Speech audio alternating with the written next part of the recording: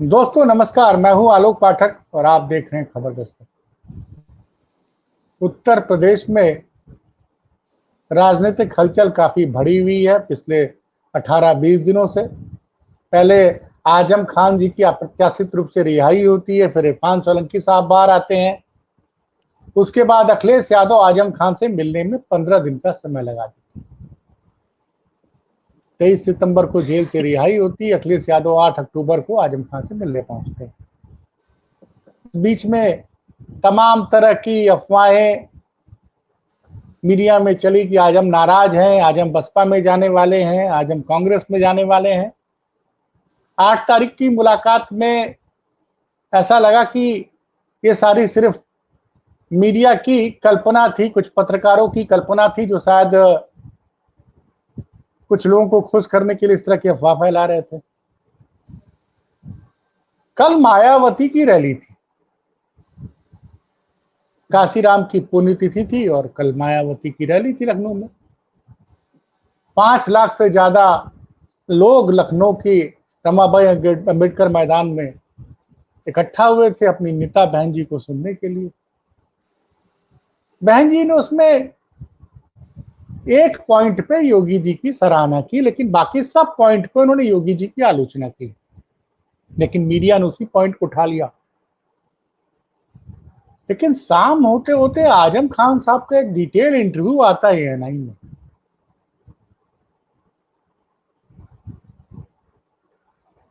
वो इंटरव्यू में क्यों होता है? क्योंकि कल बहन जी ने कहा कि कुछ लोगों ने अफवाह फैला दी थी कि मैं फलाने नेता से मिली, उनके परिवार से मिली हूँ, उनसे मिली हूँ, तो मैं उसमें की नहीं हूँ, मैं जब भी मिलूंगी खुलेआम मिलूंगी। लोग फर्जी खबरें चलाते हैं।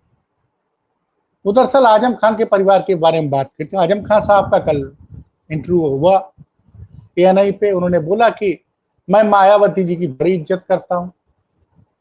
पत्रकार ने पूछा कि मायावती जी ने आरोप लगाया कि मेरी सरकार जब चली गई और अखिलेश यादव की सरकार बनी तो जो स्मारक मैंने दलित नेताओं की याद में बनाए थे उन स्मारकों का रख रखाव अखिलेश की सरकार में बढ़िया नहीं हुआ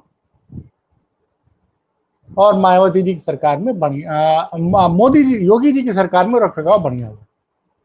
तो बड़े सुलझे हुए पॉलिटिशियन है आजम खान। उन्होंने कहा कि देखिए साहब, ये सवाल मायावती ने हमसे बड़े नेता से पूछा था, बड़े नेता जी उस पर जवाब देंगे, लेकिन हमारी सरकार अगर आएगी 27 में, मतलब संभव की, तो हम कोशिश करेंगे कि उन स्मारकों का ढंग से रख रखाव हो। लेकिन एक बात और बोल दिया उन्होंने कहा मैं मायावती जी की तारीफ करता हूं और जरूरत पड़ेगी तो मैं मायावती जी से मिलूंगा भी। उन्होंने आगे ये भी कह दिया कि मुलाकात का मतलब ये नहीं होता कि आप राजनीतिक कारणों से मिलें, आप कुछ और कारणों से मिल सकते हैं। अब ये लाइन मिल गई शाम को फिर से गोदी मीडिया को कि आजम खान साहब ने बोला कि हम मायावती जी की बड़ी इज्जत करते हैं, वो बड़ी मेरे लिए बड़ी नेता है और जरूरत पड़ेगी तो मैं उनसे मिलूंगा ही। इसको क्या समझा जाए मनोज भाई? आप इसको किस देखिए, दृष्टि से देख? क्योंकि भाजपा वाले निश्चित कह तौर रहे हैं कि आजम और मायावती के तार आपस में जुड़े हुए हैं। देखिए, सबसे पहले मैं इस बात का जवाब दूंगा कि बहन जी की इज्जत सिर्फ हमारे नेता आदरणीय आजम साहब ही नहीं करते हैं। हम्म, जिनकी आज पुण्यतिथि है, श्रद्धेय नेताजी, हम सब आज उनको याद करते हैं और अपने श्रद्धा सुमन उनको अर्पित करते हैं। उन्होंने भी कई बार मंचों से कहा है कि हम बहन जी की बहुत इज्जत करते हैं, वो बहुत बड़ी नेता हैं। और ऑफ द रिकॉर्ड की एक स्टोरी मैं आपको छोटी सी बता दूं, जो कि आज का दिन बड़ा महत्वपूर्ण है। हम्म, अ, पार्टी ऑफिस में ही एक हमारे बड़े पार्टी के अच्छे व्यक्ति हैं और मानी जी के बड़े खास हैं। अ, नाम नहीं ले सकता। अरे उन्होंने मैं बताया कि नाम मैं नाम ले लेता हूँ, राजेंद्र चौधरी जी। मैं किसी का नाम नहीं ले रहा, मैं स्टोरी बता रहा हूँ बस। चूंकि अच्छा अच्छा। आप ले सकते हैं, आप वरिष्ठ पत्रकार हैं, मैं पार्टी का एक जिम्मेदार व्यक्ति हूँ और मुझे हर बात कहने से पहले 10 बार सोचना है। हम्म, उन्होंने मुझे एक स्टोरी बताई कि तमाम सारी बातों को लेकर चर्चा हो रही थी पार्टी कार्यालय पे। तो नेताजी का आगमन हुआ पार्टी कार्यालय पे और किसी बात को लेके हलचल थी। नेताजी ने लोगों को बुलाया और कहा पार्टी के नेताओं से, कहा पता है बहुत बड़ी नेता है, उसके बारे में कभी कोई ऐसी बात मत कहिएगा। वो दलितों की नेता है और बहुत बहुजन समाज की नेता है, हमेशा उसका सम्मान करना और कभी भी कोई ऐसे अभद्र शब्द का प्रयोग मत करना, उसको आप छोटा व्यक्ति मत मान के चलना। मतलब ये नेताजी का बहन जी के बारे में पूरा अपना नजरिया था।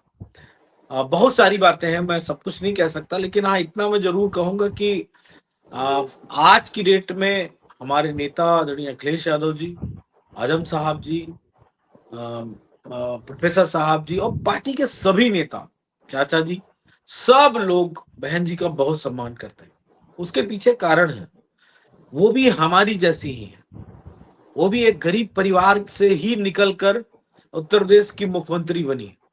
वो गरीब परिवार से ही निकलकर दलितों की, पिछड़ों की और तमाम उस समाज की जो समाज दबा कुचला है उसकी हिमायती बनी।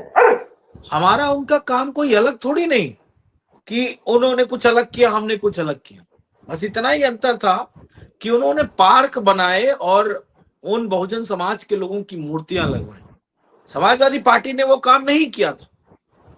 हो सकता है कभी हमने आलोचना की हो, लेकिन आज हमारे नेता कह रहे हैं कि रिवर फ्रंट पे सबकी मूर्तियां लगेंगी, सोने की मूर्तियां लगेंगी, सोने की तलवारें उनके हाथों में होंगी। मेरी बात को समझिएगा, कोई भी नेता किस दौर में, किस जगह, किस बात को लेके चीजों को समझ ले या परिवर्तन हो जाए, ये प्रकृति का नियम। जो सम्राट अशोक, ये बात समझिएगा कि जो सम्राट अशोक युद्ध के, सिर्फ युद्ध के उनको पूरी तरीके से अपनाना पसंद था, युद्ध ही उन्होंने किया। और वही सम्राट अशोक ने युद्ध जब छोड़ा तो बुद्ध को अपनाया और बुद्ध को अपना के अहिंसा का पाठ पढ़ाया और बुद्धिज्म का प्रचार किया। मेरा मतलब सिर्फ यही इतना ही है कि बहन जी की सभी कोई सम्मान करता है, समाजवादी पार्टी के हर नेता करते हैं। और जो मिलने की बात है, वो हमारे यहाँ किसी को कोई रोक टोक नहीं है कि फला नेता से ना मिले। देखिए योगी जी हमारे श्रद्धेय नेताजी से 2-2 3-3 बार मिलने आए, पता नहीं कितने नेता मिलने आए, स्वतंत्र देव सिंह मिलने आए, बहुत सारे। हमारे यहाँ ये बिल्कुल कल्चर नहीं है, क्योंकि वैचारिक राजनीति एक तरफ होती है और हम सबको एक दूसरे से सौहार्दपूर्ण मिलना चाहिए, काम करना चाहिए, उनकी भी बात सुननी चाहिए। लेकिन योगी आदित्यनाथ को नहीं समझ में आता। योगी आदित्यनाथ इतने कठोर उत्तर प्रदेश के मुख्यमंत्री रहे जिनके दिल में कोई दया नहीं। पता नहीं कैसे मठ के मठाधीश है, मैं तो बड़ा आश्चर्यचकित होता हूँ। एक मठ में बैठा व्यक्ति इतना कठोर कैसे हो सकता, इतना कैसे वो इस हृदय का हो सकता है कि विपक्ष की बात ना सुने, विपक्ष के लिए इस तरह की बात करे। और आपने जो बात कही अभी एक कि मीडिया ने खबरें चलाई, माफ करिएगा, हम मीडिया खबरें चलाता नहीं है, मीडिया कोई रिपोर्टिंग नहीं करता।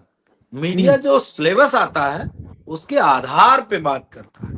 नहीं, एक मिनट, ये सिलेबस कहाँ से मीडिया के पास आता है? सरकार मतलब से। मीडिया कोई पढ़ा रहा है कि आपको ये रट के ये जवाब देना है? अपने यहाँ कहा जाता था नहीं कि इमला लिखो और इमला पढ़ो, तो हाँ। इमला भेजा जाता है बीजेपी कार्यालय से कि आपको यही पढ़ना है। अच्छा। स्क्रिप्ट समझते होंगे, स्क्रिप्ट, जो हाँ हाँ, स्क्रिप्ट समझता। भेजी जाती है वही हाँ स्क्रिप्ट हाँ। पढ़ी जाती है। आप कैसे सोच सकते हैं कि कोई मीडिया अपनी मर्जी से चलाएगा? बीजेपी चाहती है कि समाजवादी पार्टी आजम साहब को लेके इस तरह की बातें हो। जैसे अब कल की बात है, बहन जी ने जो बयान दिए, क्या वो बयान आपको लगता है कि बहन जी ने पढ़े हैं क्या? वो स्क्रिप्ट भी बीजेपी कार्यालय से आई कि आपको ऐसे पढ़ना है, ऐसे बीजेपी के बारे में बोलना है। मतलब आप अभी कह तो रहे हैं कि बहन जी का भाषण भाजपा कार्यालय में लिखा गया था? पहले टिकट होते थे भाजपा कार्यालय से, हाँ। आजकल स्क्रिप्ट भी आ रही है कि कैसे बोलना है, क्या बोलना है। इसमें दो राय नहीं, इसमें दो राय नहीं। बीजेपी सबसे घटिया राजनीति कर रही है। योगी आदित्यनाथ उत्तर प्रदेश के 2 बार मुख्यमंत्री रह लिए, लेकिन उत्तर प्रदेश के पिछड़ों का कोई भला नहीं। बहन जी ने कल अनदेखा किया, अनसुना किया, कैसे दलित वाल्मीकि समाज के व्यक्ति को मार दिया गया योगी आदित्यनाथ के लोगों के द्वारा। बहन जी कसीदे पढ़ने में लगी है आज अच्छा, उत्तर ये प्रदेश बता, के उनकी। जी मनोज बोलिए। भाई, मैं आपको रोक रहा हूँ। मैं एक एक्चुअली कल कुछ लोगों ने संभावना जताई ये आपने भी कहा कि बहन जी का जो भाषण था भाजपा कार्यालय की लिखी हुई स्क्रिप्ट बोल रही थी वो। एक सज्जन तो ये कह रहे थे कि संभवतः भाजपा और बसपा में विधानसभा चुनाव में गठबंधन हो जाए, 125 से करीब सीटों पे बसपा लड़े और 290-300 पे भाजपा लड़े। तो अगर क्या ऐसी स्थिति, ये, नहीं सुनिए, अगर ये इस दिशा में भाजपा सोच रही है तो फिर आप तो 27 में आपकी सरकार तो बननी मुश्किल लग रही है भाई। दलित भी उनके साथ आ जाएगा और बाकी उनका वोट बैंक तो है ही है। तो आपके पीडीए को लेके कहीं पीडीए के काउंटर करने के लिए रणनीति तो नहीं बनाई जा रही है?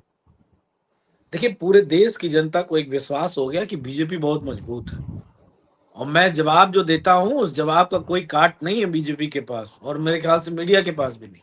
और मेरी बात को झुठला दीजिएगा तो मैं सलूट मारूंगा आपको भी। अब तक एक नैरेटिव बनाया गया और चला 2024 से पहले तक कि बीजेपी अजेय है और बहुत मजबूत है, उसकी दीवारें जो हैं वो फौलादों की दीवारें हैं, वो नहीं टूट सकती, कोई नहीं तोड़ सकता देश में। उत्तर प्रदेश में समाजवादी पार्टी ने उनको हरा दिया, और जब हरा दिया तो बीजेपी कितनी मजबूत है सबको पता चल गया। जिस दिन उत्तर प्रदेश में बहस जिससे गठबंधन बीजेपी का, उस दिन हमारी 375 सीटें आएंगी, इससे कम नहीं आएगी। क्यों? क्योंकि जनता को ये पता चल जाएगा पाठक जी कि बीजेपी तो कमजोर है, और कमजोर के मतलब साथ आप कौन खड़ा होना। मैं रोक रहा हूं, आपने तो बड़ी हेडलाइन दे दी कि भाजपा और बसपा अगर मिलकर चुनाव लड़ेंगी तो सपा 400 में 375 सीटें जीतेगी। 100%, 100%। क्योंकि वो तो भाई बसपा कमजोर ही है, बहुत कमजोर है। और अगर उसके साथ जैसे दो, एक ताकतवर और एक कमजोर, दो लोग जब मिलेंगे तो वो कमजोर हो जाएंगे। अगर दो बराबर बराबर के ताकत के लोग मिलते तब मजबूती आती, तब मजबूती आती। आपको बता दूं कि जिस दिन गठबंधन किया उस दिन हम 375 सीट से एक भी कम नहीं पाएंगे, और हम स्वागत करेंगे उस दिन का जब बीजेपी बहन जी से गठबंधन करे। लेकिन आज तक का जितने भी चुनाव हुए हैं, बहन जी ने बीजेपी के साथ सरकार तो बनाई, गठबंधन तो किया, लेकिन चुनाव से पहले का उनका बीजेपी के साथ कोई गठबंधन नहीं है अब तक का इतिहास। और हमारे साथ 2 बार गठबंधन है, 2 बार। जब बहन जी उत्तर प्रदेश की राजनीति में प्रासंगिक नहीं थी तब, और जब वो 4 बार मुख्यमंत्री रही तब।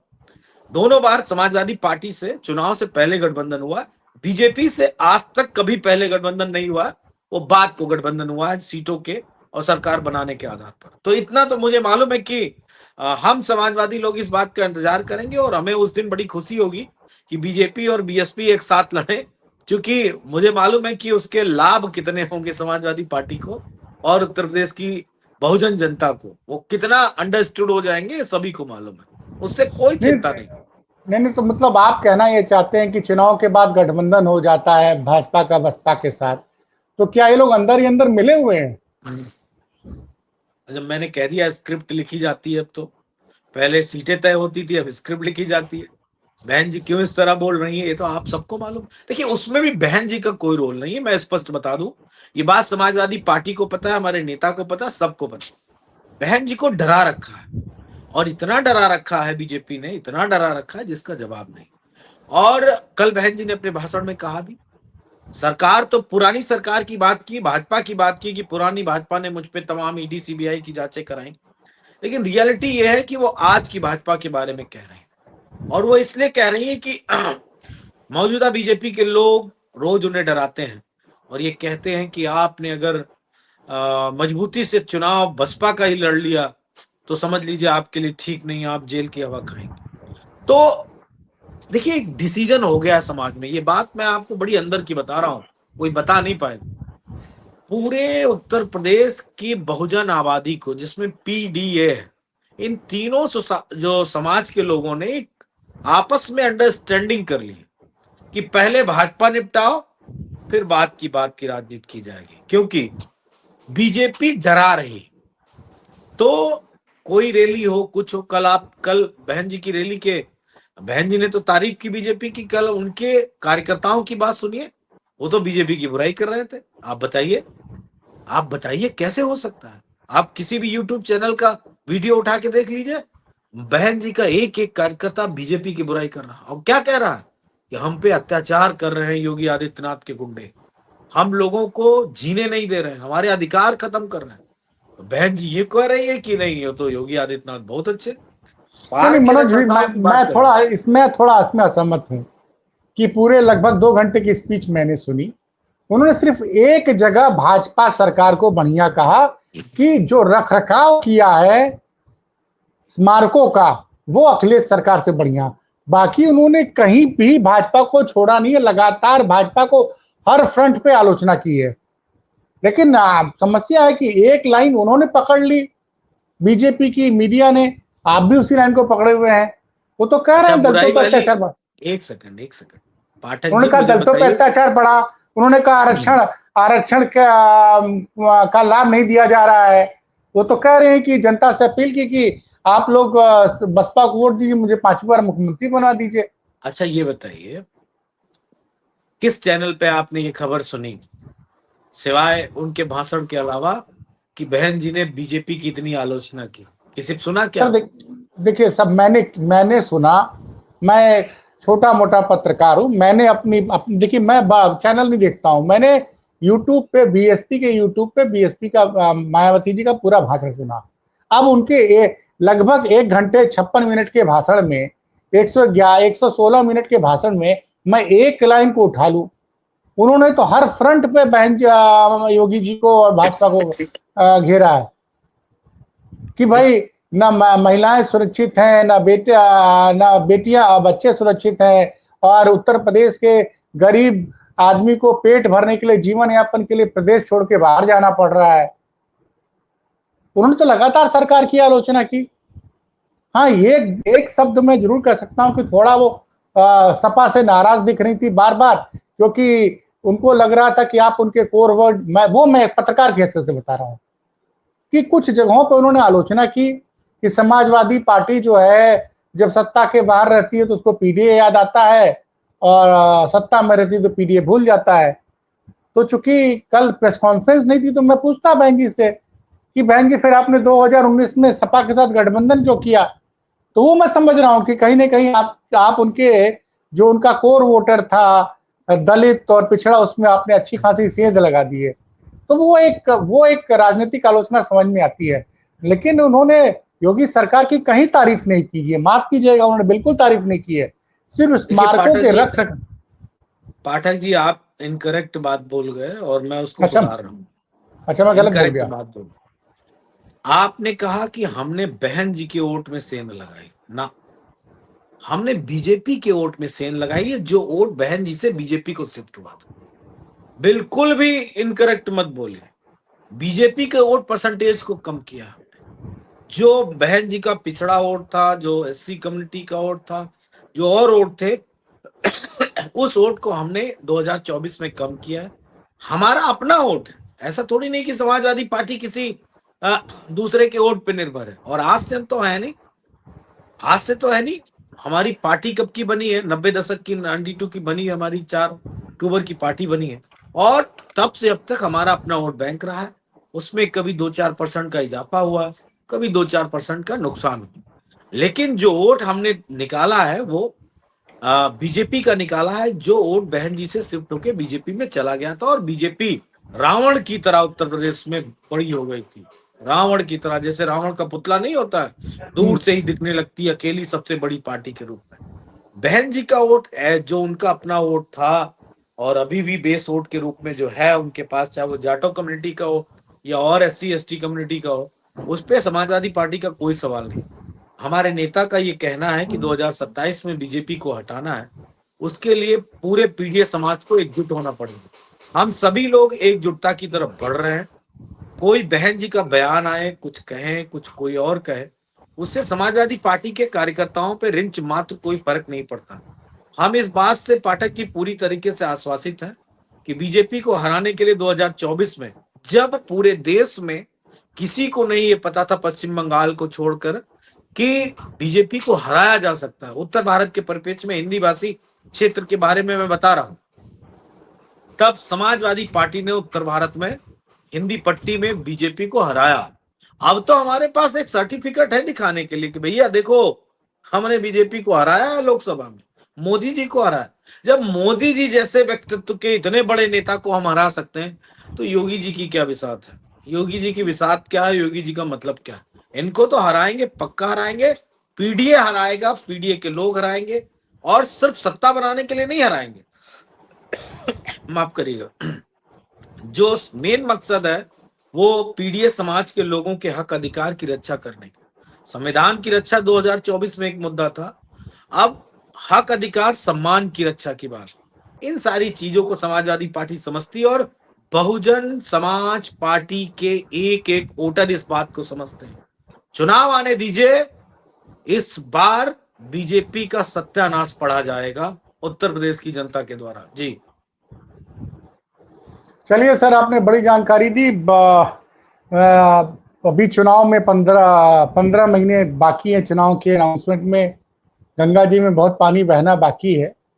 लेकिन एक चीज मुझे लगी कल कि एक तरफ अखिलेश जी ने थोड़ी सी प्रतिक्रिया दी थी मायावती जी के उसमें कि आप जाकर रिकॉर्ड चेक कर लीजिए कि हमने स्मारकों के लिए क्या क्या किया था। वो तो ऑन रिकॉर्ड होता है कि बजट कितना खर्चा किया, क्या नहीं किया। हाँ, मैं एक बात कह दे रहा बोले। हूँ, वो बड़ी बात है।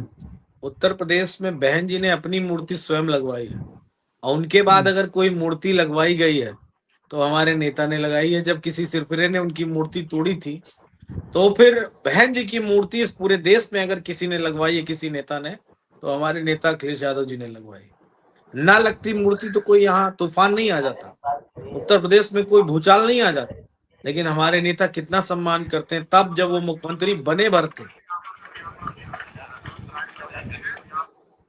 नहीं, एक मैं जो कहना चाह रहा था, आपने ये बात तो मुझे याद है कि अमित जानी नामक एक कार्यकर्ता था जिसने बहन जी की मूर्ति तोड़ दी थी और आप अखिलेश जी ने मूर्ति लगवा दी थी। तो ये बोल रहा था कि कल आजम खान ने एक रहस्योद्घाटन किया।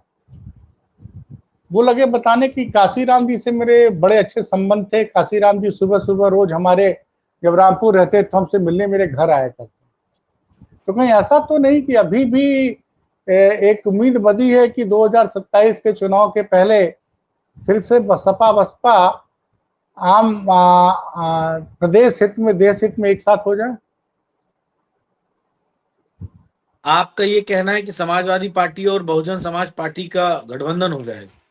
हाँ भाई, क्योंकि भाई पहले भी बड़े लार्जर इंटरेस्ट में, क्योंकि अखिलेश यादव को मैं मानता हूं कि भारत की राजनीति में एकमात्र ऐसा नेता है जो हर पहले, जिसके लिए लगता है कि उसके लिए देश पहले भाजपा को हराना जरूरी है, तो उसके बाद की चीजें हम देखेंगे। कल की बात मैं आपको बताता हूं। कल जो हम्म, प्रोग्राम माननीय काशीराम जी का था, हम्म, उसमें भी माननीय राष्ट्रीय अध्यक्ष जी ने ये बात कही, कई बार प्रेस में भी कही है, और इंटरनल ये बात हुई है कि वो उनकी इच्छा थी कि बहन जी देश की प्रधानमंत्री बने, जब 19 में हमारा गठबंधन हुआ था। हम्म। लेकिन परिस्थितियां ऐसी आई कि हम उत्तर प्रदेश फतेह नहीं कर। अगर उस टाइम हम 300 में से माफ करिएगा 80 में से 60 सीटें जीत लेते गठबंधन करके, तो आप सोचिए कि सारी बागडोर और सारी कमान हम लोगों के हाथ में होती। हम तय करते कि कौन बनता प्रधानमंत्री, और हमारी इच्छा थी कि वो प्रधानमंत्री बने। और समाजवादी पार्टी का हर कार्यकर्ता चाहता है कि अब बहन जी जब बने तो देश की प्रधानमंत्री बने, वो सक्रिय राजनीति में आए, बीजेपी के डर से अपने आप को अलग करें। और समाजवादी पार्टी का हर व्यक्ति इस बात के लिए तैयार है कि बहन जी इस देश की प्रधानमंत्री बने। लेकिन वो समय आने दीजिए, अभी समय बहुत दूर है। उत्तर प्रदेश को अगर कोई आगे ले जा सकता है तो माननीय नेता हमारे आदरणीय अखिलेश यादव जी ले जा सकते हैं, और वो 2027 में बीजेपी को चारों खाने चित करेंगे, दो भी पछाड़ मार के चित करेंगे, इसमें दो राय नहीं। उसमें पूरा योगदान अगर किसी को होगा तो वो सिर्फ एक ही शख्स है, वो एक शख्सियत है, एक ही नारा है, एक ही शब्द है, उसको जो भी आप रूप में समझना चाहें, उसका नाम पीडीए है। पिछड़ा, दलित, अल्पसंख्यक, आधी आबादी, अगड़ों में भी जो सताए हुए लोग। चलिए मनोज जी, बहुत बहुत धन्यवाद। देखते हैं आपकी भविष्यवाणी कितनी सही साबित होती है। वैसे तो हम आप रोज मिलते रहेंगे, रोज मुलाकात बात होती रहेगी। कल फिर मिलेंगे किसी और बड़ी चर्चा के साथ। तब तक के लिए धन्यवाद।